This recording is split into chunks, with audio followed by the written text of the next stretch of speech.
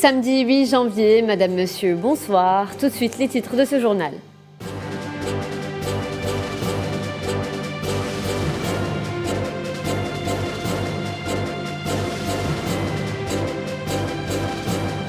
Demain, réunion extraordinaire consacrée au Mali tenue par la CEDEAO. La réunion sera-t-elle porteuse ou acculera-t-elle ce pays déjà miné par la crise économique? Élément de réponse dans ce journal.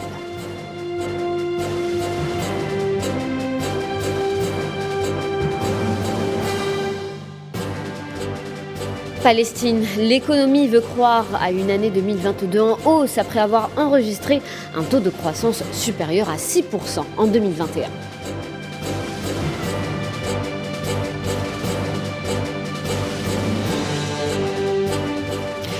Cinéma, décès de Sidney Poitier le 6 janvier à l'âge de 94 ans dans sa résidence de Los Angeles. Portrait sur cette figure emblématique du monde du cinéma.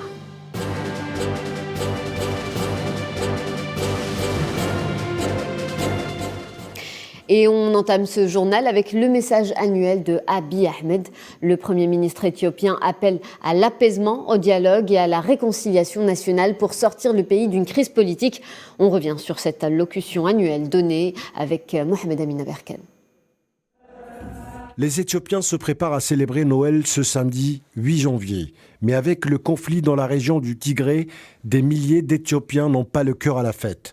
Dans son message annuel à la nation, le Premier ministre Abiy Ahmed a appelé à une réconciliation nationale.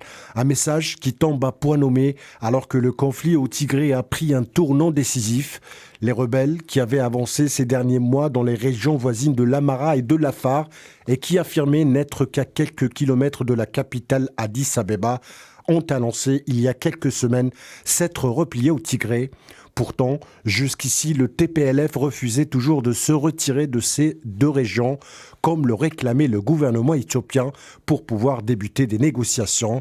Il y a 3 semaines, les troupes gouvernementales éthiopiennes ont repris la Libella, qui abrite 11 églises anciennes taillées dans la roche, chassant les forces du Front populaire de libération du Tigré, qui contrôlait la ville depuis août dernier. Depuis plus d'1 an que le conflit perdure, des milliers de personnes sont mortes et plus de 2 millions de déplacés selon l'ONU, qui a d'ailleurs donné son feu vert pour enquêter sur les exactions commises dans le pays. Et on va rester en Éthiopie où le gouvernement a accordé l'amnistie à plusieurs prisonniers dont Jawar Mohamed ou encore Eskinder Nega. Le parti de ce dernier a célébré cette libération en postant une photo de lui devant la prison dans laquelle il était incarcéré. Selon Addis Abeba, l'objectif est d'ouvrir la voie à une solution durable et aux problèmes de l'Éthiopie de manière pacifique et non violente. Nous le disions en titre, la CEDEAO tiendra demain au Ghana une réunion extraordinaire consacrée au Mali. La communauté économique examinera le chronogramme de retour à l'ordre constitutionnel soumis par Bamako. 5 ans sont demandés par les autorités maliennes, chose que rejette la CEDEAO. La réunion sera-t-elle porteuse ou acculera-t-elle ce pays déjà miné par la crise économique? Élément de réponse avec Leïla Cartel. La réunion du 9 janvier est d'autant plus importante qu'elle porte en elle la sortie de crise ou le blocage. Les chefs d'État de la CEDEAO doivent statuer sur le calendrier proposé par les autorités de la transition malienne, conformément au chronogramme établi lors des assises de refondation malienne. Les autorités maliennes souhaitent une durée de 5 ans pour bien mener la transition. La proposition choque la CEDEAO qui menace d'embargo en plus des restrictions de voyager déjà imposées aux membres du gouvernement de la transition. La CEDEAO, pour sa part, n'a eu de cesse de répéter que la transition doit prendre fin le 27 février 2022 par l'organisation d'élections.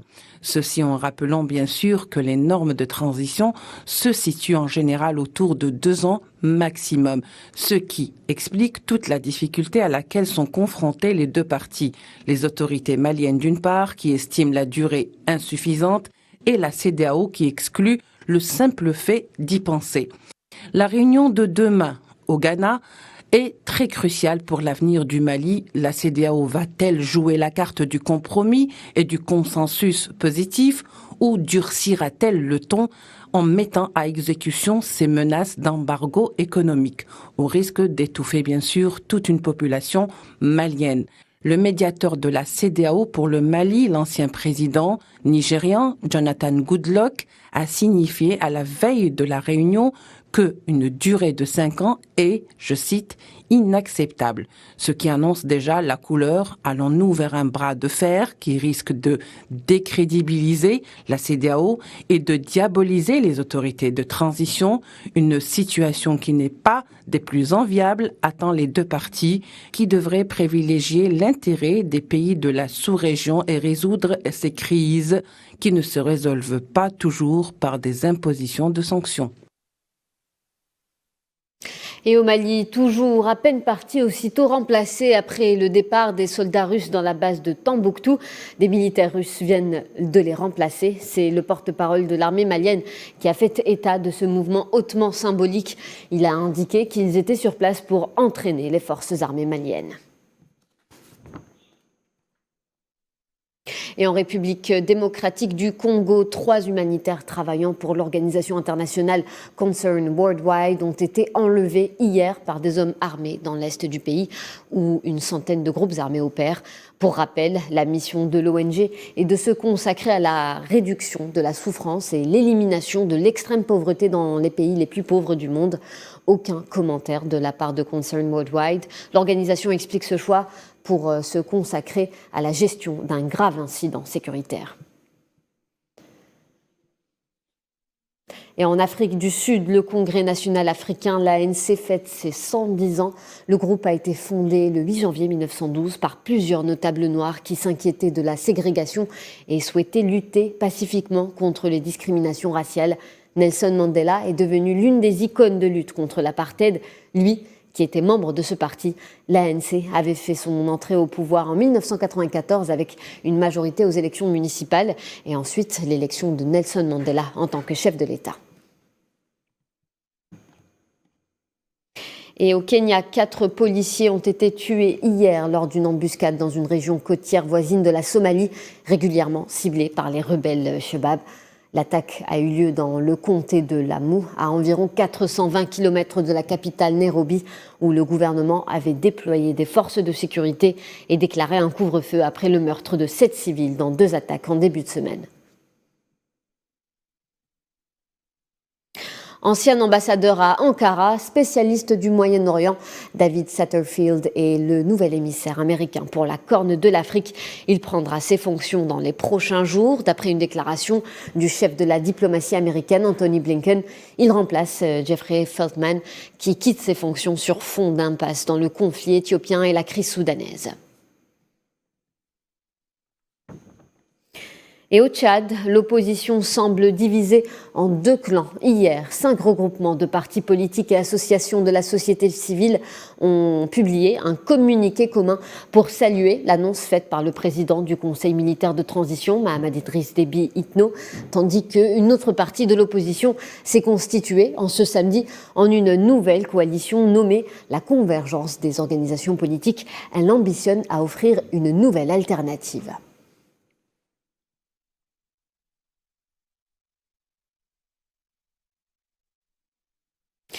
Et puis cette rencontre, plus de 700 experts et professionnels du secteur se sont donnés aujourd'hui rendez-vous au Centre international des conférences à Alger pour un séminaire national qui a pour objectif la modernisation du système de santé, un système qui sera en mesure de satisfaire la demande de la population conformément aux normes internationales. Le Premier ministre, ministre des Finances, Ayman Ben Abdelrahman, a donné justement le coup d'envoi de ce séminaire qui s'étalera sur 2 jours. On l'écoute à ce propos. La situation actuelle du secteur de la santé nécessite la mise en place d'une nouvelle feuille de route équilibrée et équitable, répondant aux attentes des citoyennes et citoyens pour une couverture sanitaire complète dans le respect des normes internationales, ce que nous prenons très au sérieux. Ce qui est attendu de vous, de votre rencontre, est un diagnostic détaillé de la situation, mais aussi la mise en place de mécanismes pour des solutions effectives et applicables sur le terrain, et ce, loin de toute forme de proposition creuse. Justement, on va continuer à parler santé dans notre dossier plutôt santé Covid-19. 47 nouveaux cas du variant Omicron ont été détectés en Algérie. C'est ce qu'a annoncé l'Institut Pasteur d'Algérie hier, ce qui porte le total des cas confirmés de ce variant au nombre de 63, la plupart des cas ayant été détectés dans la wilaya d'Alger avec 29 cas.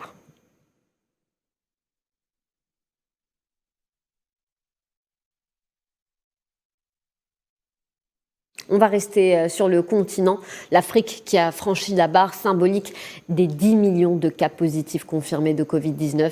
Le continent a connu ces derniers jours des niveaux de contamination inédits depuis le début de la pandémie, atteignant son record de cas détectés entre le 29 décembre et le 4 janvier. Le variant Omicron découvert en Afrique du Sud y est pour beaucoup. Sohila Akilal.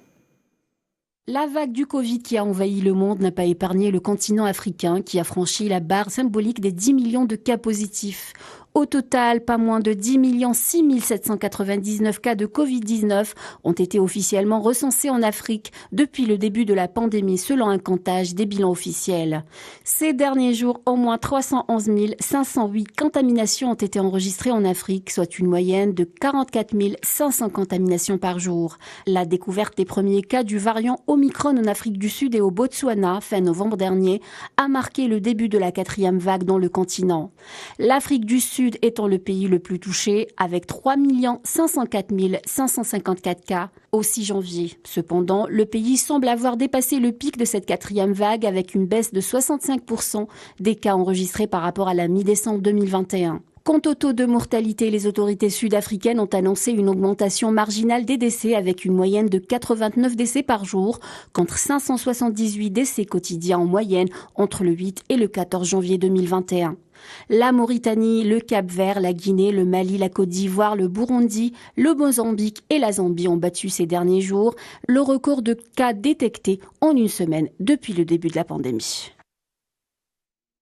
Dans le dossier économie, direction la Palestine, après avoir fièrement relevé la tête en 2021 en enregistrant un taux de croissance supérieur à 6%, l'économie palestinienne veut croire à une année 2022 dans le même registre. Plus de détails avec Khaireddine Batache.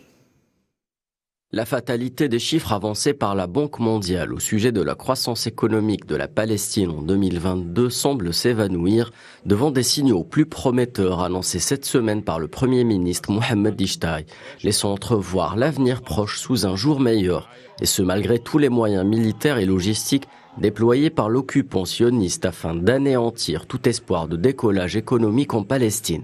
En 2022, l'économie palestinienne devrait donc connaître un taux de croissance estimé à 3,2% au niveau du revenu national brut et de 4,2% ce qui concerne le revenu national disponible. Des indicateurs qui devraient également permettre à la consommation de progresser de 2% d'année en année. Pourtant, au deuxième trimestre 2020, le PIB s'était contracté de 18% car les investissements, exportations et importations ont considérablement diminué. Mais le peuple palestinien a du répondant et parvient contre vents et marées à relancer son économie en à peine 12 mois. Selon le chef du gouvernement, l'économie palestinienne a enregistré une croissance de 6,7% en 2020 avec un taux de 5,4% durant les 6 premiers mois de l'année, en dépit du poids et de l'impact des 280 nouvelles colonies sionistes implantées en Cisjordanie. Une embellie qui ne s'étend malheureusement pas à la bande de Gaza où l'insoutenable blocus imposé par l'occupant sioniste continue d'annihiler toute tentative de démarrage économique, notamment dans les secteurs de la pêche, de l'agriculture et du bâtiment,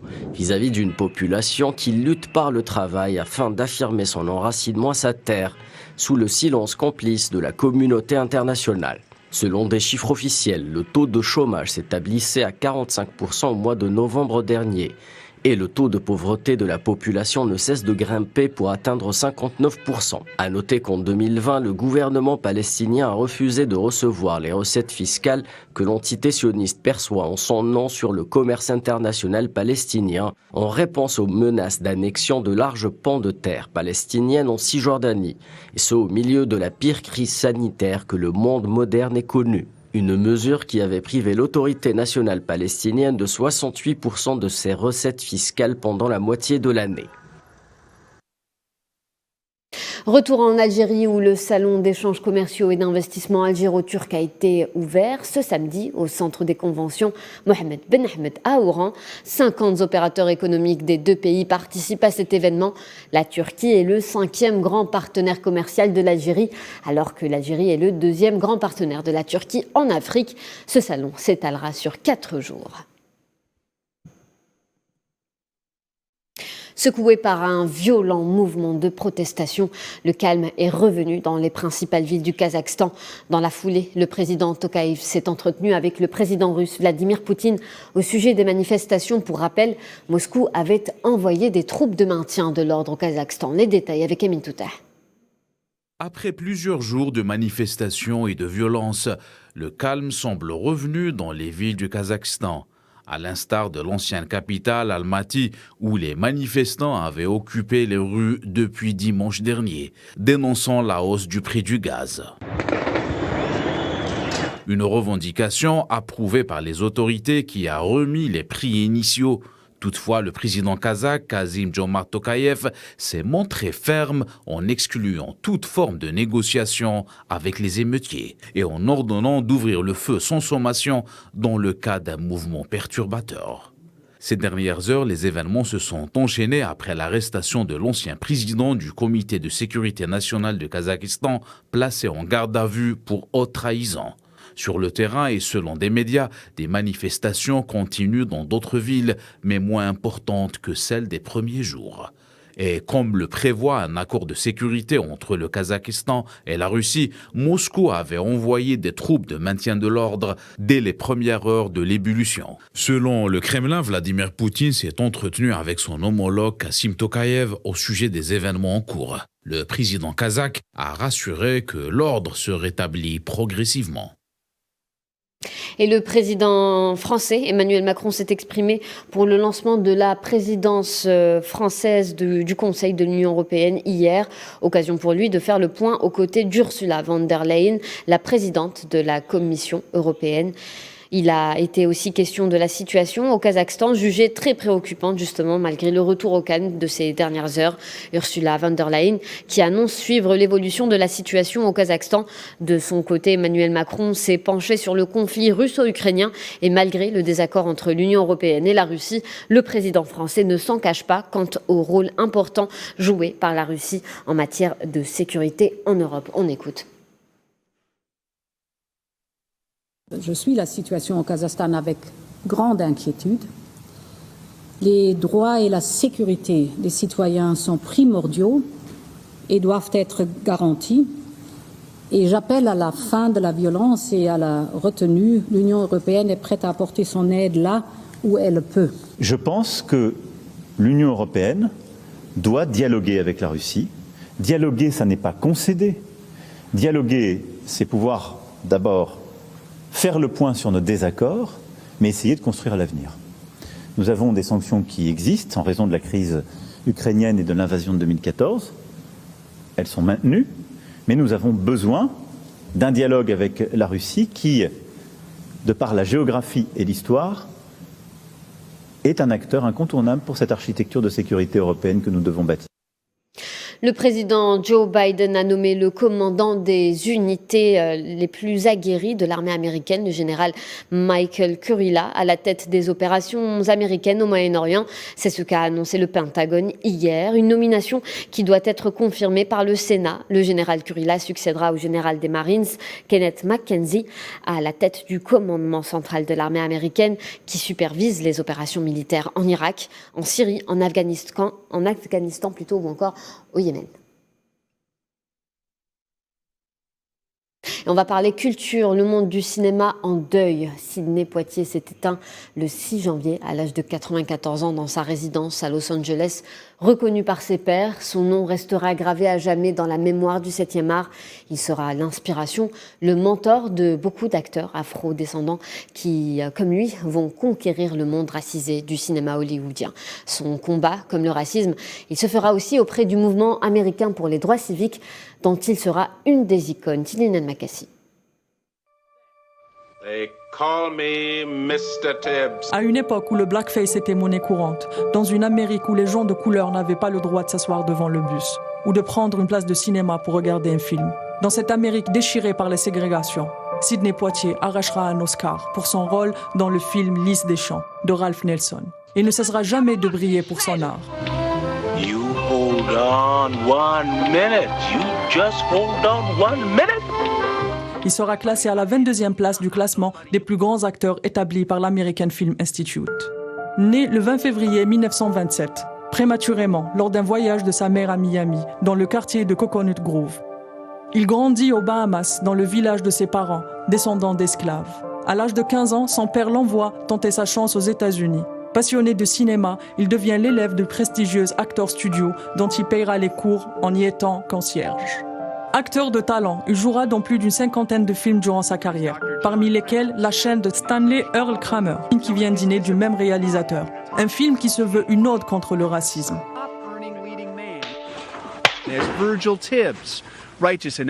À l'aise devant la caméra, mais aussi derrière. D'ailleurs, il réalisera quelques 9 longs métrages au long de sa carrière. Le premier, en 1972, Buck et son complice. En plus du cinéma, qui lui servira aussi d'une tribune pour dénoncer la ségrégation, Sidney Poitier est une icône du mouvement pour les droits civiques et consacrera sa vie depuis les années 90 à la politique. Il œuvre d'abord comme ambassadeur des Bahamas au Japon, puis auprès de l'UNESCO en 1997. L'étoile du cinéma américain, fer de lance des droits civiques, s'en va briller dans les cieux du repos éternel. Et comme de coutume, c'est la Minute Web de la semaine.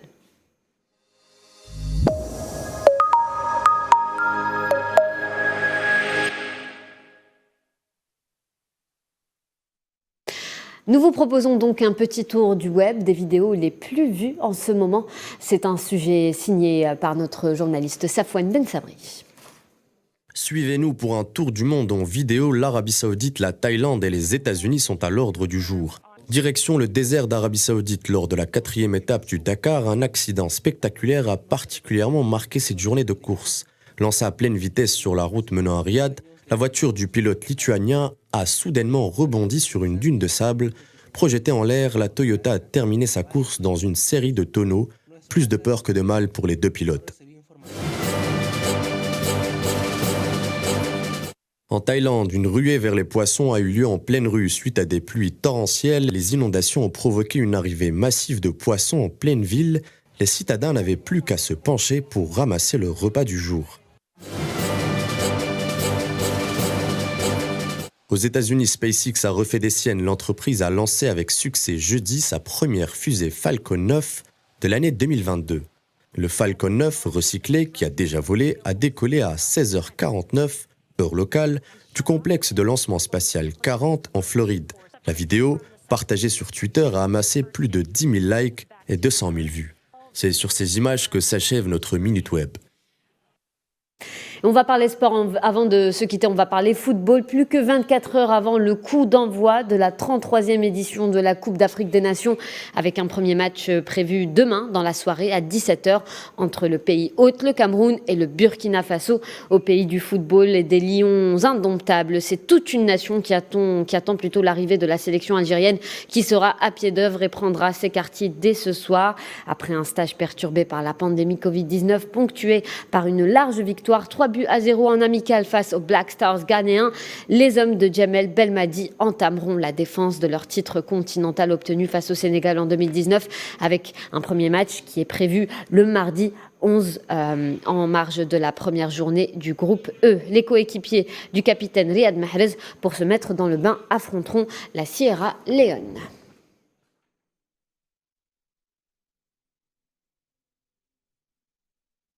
Et justement, concernant le match de demain, 5 joueurs cadres de l'équipe nationale de football du Burkina Faso ainsi que son sélectionneur ont été testés positifs au Covid-19 et devraient de ce fait manquer le match d'ouverture de la Coupe d'Afrique demain à Yaoundé. Et le numéro 2 du staff technique burkinabé qui s'est d'ailleurs exprimé sur les chances de son pays lors de cette compétition continentale. On écoute Firmin Sanou. En 2013. Après, on va prendre match par match. Le premier objectif, c'est de sortir déjà des phases de poule. Voilà, ça, c'est notre premier objectif. À partir de là, donc, on verra ce qu'il y a à faire. Voilà, à partir de là, on saura ce qu'il y a. Sinon, le premier objectif, c'est quand même sortir des phases de poule. Les autorités commencent à faire confiance à l'expertise locale. Pourquoi pas, même si ça a tardé avant de venir. Je vous rappelle que les détenteurs de la CAN, l'année dernière, c'est un local qui l'a pris pour l'Algérie. Donc tant mieux pour eux. Donc si les locaux ils arrivent à s'affirmer, il n'y a pas de raison, je ne vois pas d'inconvénient. C'est une bonne chose pour le football africain. Et de son côté, le capitaine de l'équipe est l'un des joueurs phares du Burkina Faso, Bertrand Traoré, qui fait son retour parmi le groupe, a lui aussi fait part de ses impressions. On écoute une nouvelle fois. C'est très important pour moi cette compétition. Je viens juste d'être à 100% et aussi parlant de montrer mes qualités et prouver que je fais partie des meilleurs joueurs africains ou que j'ai les talents pour aller les titiller. Je pense que voilà, c'est à moi de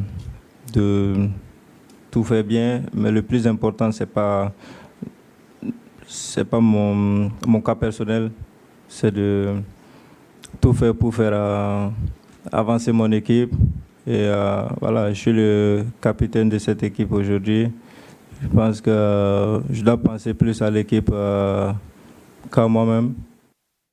Et on rejoint à présent notre envoyé spécial Faisal Salah qui est en direct du Cameroun. Bonsoir Faisal.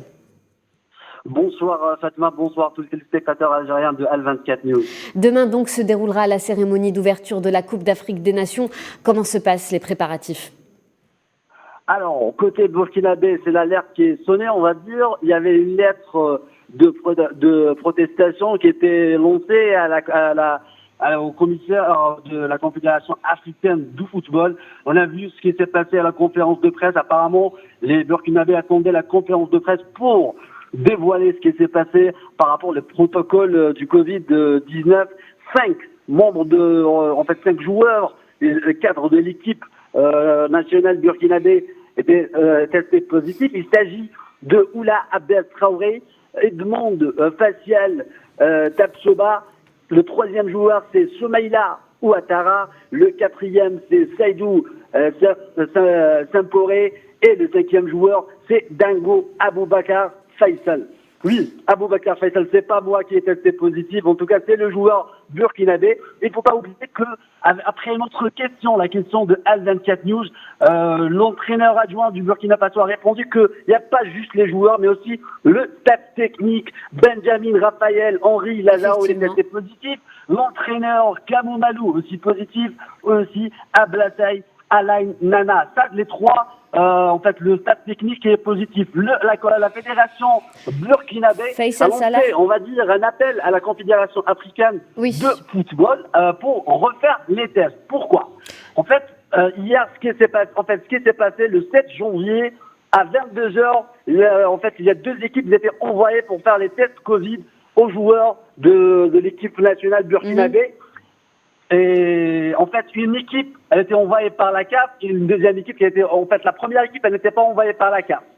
D'accord, très bien. Et à un moment donné, la délégation du Burkina Faso reçoit un appel de la CAF en disant qu'il y a une nouvelle équipe, une deuxième équipe qui va arriver à l'après-midi. Donc les résultats transmis par le laboratoire ont donc été contestés par la Fédération burkinabé de football. Et au même titre que l'équipe nationale Faisal Salah, l'arbitrage algérien est à l'affiche. Pour cette première affiche, il y aura un trio de 3 arbitres justement algériens. Exactement, il s'agit de 3 arbitres algériens. C'est l'Algérie qui va officialiser ce match d'ouverture entre le Burkina Faso et aussi le Cameroun, PE. Il s'agit de Mustapha Herbel. Mustapha Herbel, l'arbitre, il est très connu. Il a fait beaucoup de bonnes et grandes compétitions. Il s'agit de la dernière Coupe d'Afrique des Nations 2019 en Égypte. Il a fait aussi la Coupe du Monde des -20 en Pologne. Donc, Mustapha Herbel, je crois que c'est une pointure dans l'arbitrage africain. Il peut honorer l'Algérie, peut-être aller loin et arbitrer une demi-finale. Pourquoi une demi-finale? Parce que si l'Algérie va en finale, il ne peut pas arbitrer. Donc on souhaite à Mustapha Herbel d'arbitrer la demi-finale. Très bien. Et on souhaite à l'équipe nationale de remporter cette case. Dernière question, Faisal Salah. Combien de spectateurs sont attendus demain pour justement le coup d'envoi de la 33e édition de la Coupe d'Afrique des Nations? 48 000 spectateurs seront attendus demain au stade Lembe à la capitale camerounaise Yaoundé. On parle, la CAF, en fait, elle a exigé 80% de la capacité du stade. Le stade la capacité du stade, c'est 60 000 spectateurs. Les 80%, c'est 48 000 Camerounais, on va dire Camerounais, parce que le Cameroun est à fond.